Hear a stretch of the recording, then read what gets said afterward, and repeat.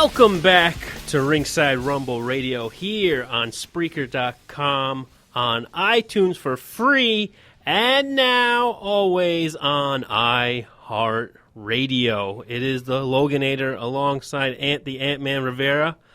It was a big Monday Night Raw. How you doing so far? How's your week so far? It's only Tuesday, but how are you? I'm doing good. Don't forget we're on Spreaker.com, sir. Didn't I? That was the first thing I said. You didn't say Spreaker.com, young man. Go back to the tapes. Roll it. I think I did say Spreaker.com. I don't know. Almost Money in the Bank is coming up this week, huh? This Sunday, Money in the Bank. Big pay-per-view. A lot of good matches coming your way. We'll preview that later on in the show. Mm-hmm. But Monday Night Raw, man. The go, what is it called? The go home show before the big pay-per-view. Mm-hmm. I don't even know why we call it pay-per-view events anymore. Cause it's on the network. WWE event. But people are still paying that $59.99. They can pay it. I will not. I will take my $10 and watch everything on the WWE network. I'm with you 100% on that. I just would like to know who actually does that, though. Who pays the $59.99 and, Why, though? I don't know why.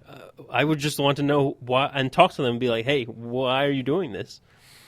Yeah, I mean, for $10, you can get all the, I guess, I don't know what to call them if you don't call them a pay-per-view. I've always been used to calling them pay-per-view, but you get those new events, and you get the Big Four: WrestleMania, SummerSlam, Survivor Series, Royal Rumble. You get all the ones in between. You get the network exclusive events. You get NXT, and on top of that, you get WCW, ECW, AWA, Mid-South. You name it, they have it. Watch it. You were talking about the exclusives, and we were talking last night via text. And I was actually watching the Rollins documentary. And let me tell you, man, you're right. It's so hard to be a heel now with that documentary. I mean, it makes you like him even more. You want him to go back to where he was. You want him to win the title. When they showed him in the trailer waiting for Extreme Rules where we were at, he's just sitting there talking. Nobody knew where he was because he had a hoodie on. And then the main event comes, and then he just pops up.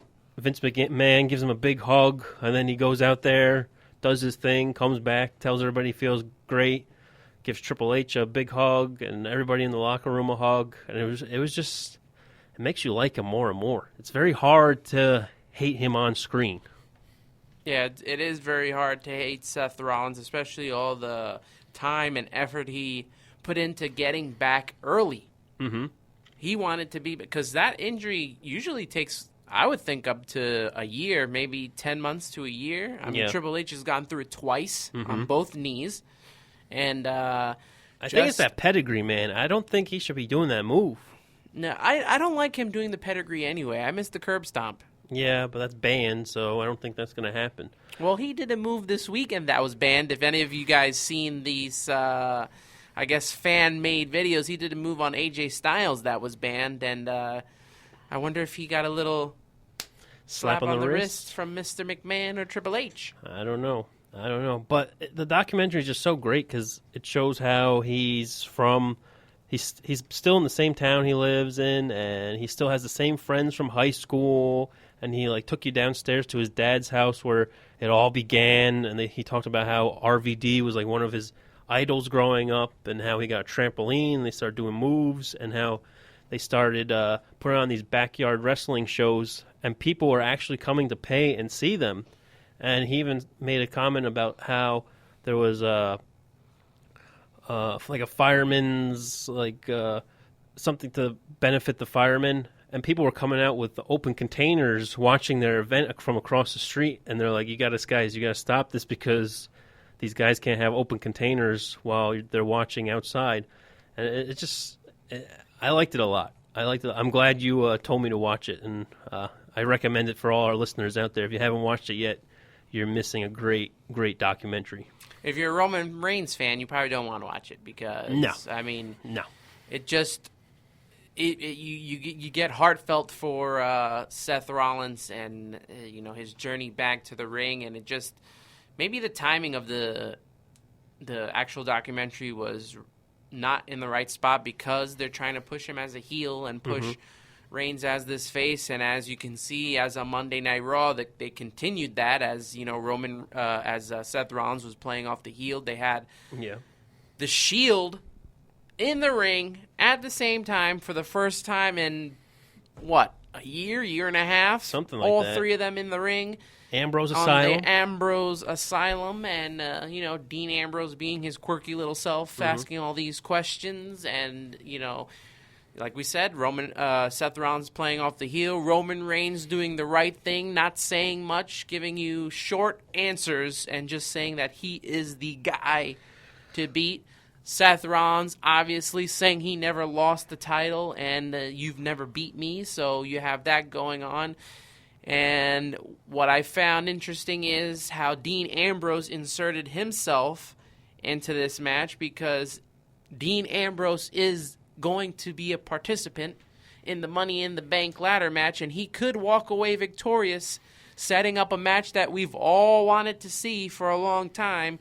Can you believe this? We really don't enjoy these triple threat and fatal four-ways, but one triple threat match that everyone wants to see is all three members of the Shield going at it, and to have those two face off against each other in the ring, start beating each other up, and then to have Dean Ambrose get the last word. What can we expect at Money in the Bank but a possible run-in with the briefcase? Did you see rumors online? Now they're saying that the WWE might have leaked their up-and-coming next poster. And if you haven't seen the poster, they show Dean Ambrose holding the Money in the Bank briefcase for the next pay-per-view in July. So now there's rumors speculating that he will get the win. But, I mean, this could just be a fluke. I mean, at this point, with the way social media is today, and this happening so many times to the WWE, I don't know if I really feel too bad. Because they should know how to rid this. Like, they should know how to not be able to have these things leaked now. Yeah, I know. How are these things getting leaked? But for anything, it could be somebody using Photoshop and just putting a picture of Dean Ambrose with a briefcase and photoshopping it in. For all we don't know. But it seems to be that people are speculating that this is the official WWE poster for the next pay-per-view after Money in the Bank. And they're saying that Dean Ambrose will come out as the winner, and I guess setting up for SummerSlam. But only time will tell. Any competitor in that Money in the Bank ladder match, has the opportunity to be the winner. All of them. Well, I just find it funny, like all these guys, at one point, majority of them worked with one another in the indie scene. You have Kevin Owens, you have Cesaro, you have Sami Zayn. Yeah, they have a lot of them work together, and as we saw, Dean Ambrose was in the indies. Yep, Sami Zayn and Cesaro put on one heck of a match. They've worked together many times. They've worked together on NXT, and it was a great match between the two. The finish of that match was amazing. I saw the post today you posted. Yep, and just to get Sami Zayn a victory, he needed it more than Cesaro did to make sure that he was legitimate contender in that Money in the Bank briefcase match. And it was a good victory for him.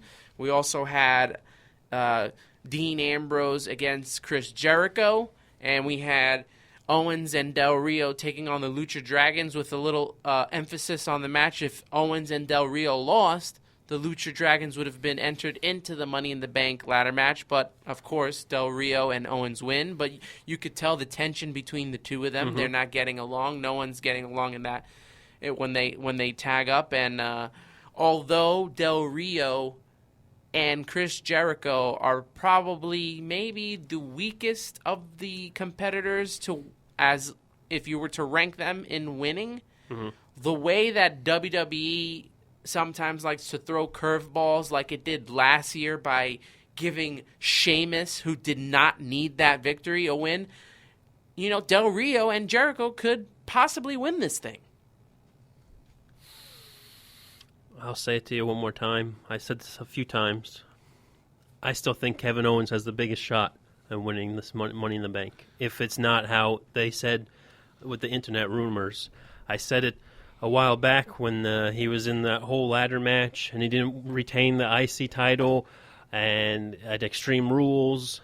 And it's just a way to push him up further and further just because he's so entertaining. He's so good on the mic, and he plays the heel perfectly. What better way than try, because you have these guys are basically two heels right now. Why not try and push Owens, who's the heel, so then that way somebody will possibly turn babyface, because right now the fans, they hate Roman Reigns, and WWE wants you to hate Rollins, but hey, I don't know.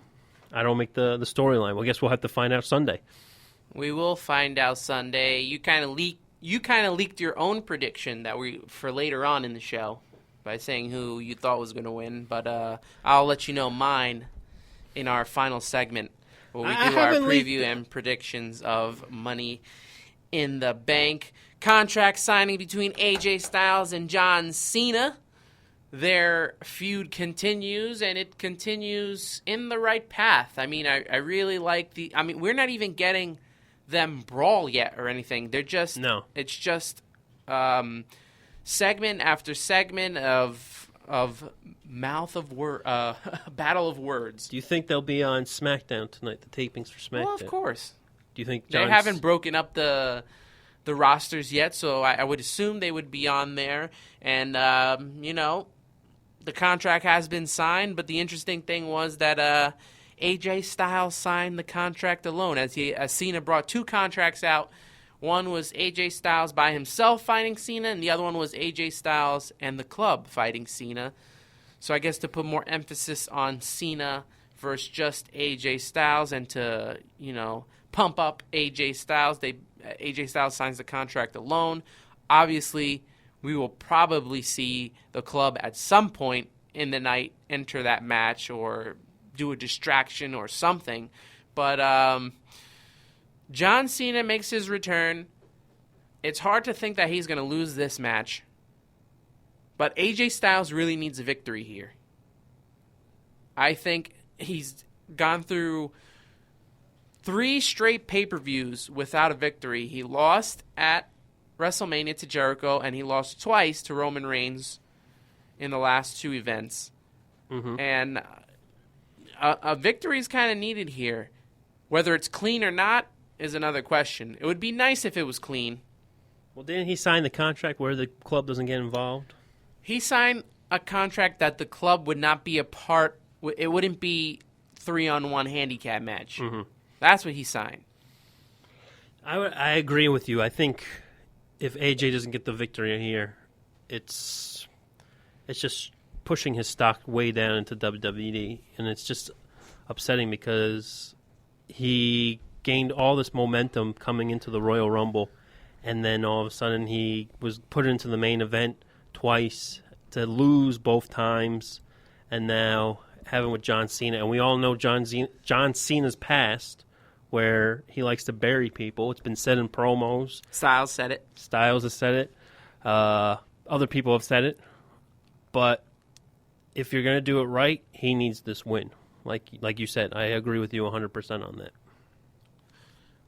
I think that they probably pushed AJ Styles too early for a title match, and that's why we are at this point. Well, the problem is I don't think they expected him to get as much popularity like he already has, because people know who he is. When he debuted at the Royal Rumble, people were going nuts.